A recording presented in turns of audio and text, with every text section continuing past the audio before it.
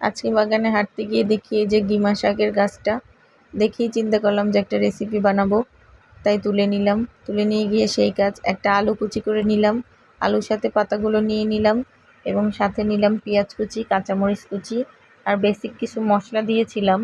হলুদ দিয়েছিলাম, একটু টেস্টি সল্ট দিয়েছিলাম আর নর্মাল লবণ দিয়েছিলাম, আর একটু স্বাদ বাড়ানোর জন্য ম্যাগি নুডলসের মশলা দিয়েছিলাম, আর এই যে বাইন্ডিংসের জন্য দিয়েছিলাম একটু ময়দা।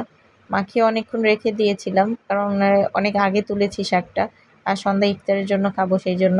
এই যে আম্মা ভেজে নিচ্ছে, আমি ছবি তুলছি, ভিডিও করছি। অনেকগুলোই হয়েছিল, বেশ খারাপ হয়নি। একটা আলুতে অনেকগুলো হয়েছিল, আমাদের সবারই দুইটা দুইটা করে হয়েছিল, খারাপ হয়নি। টেস্টটাও ভালো হয়েছিল, শাকটা কম ছিল যদিও, তারপরেও শাকের তেতো ভাবটা লেগেছে, খারাপ লাগেনি, ভালোই লেগেছিল।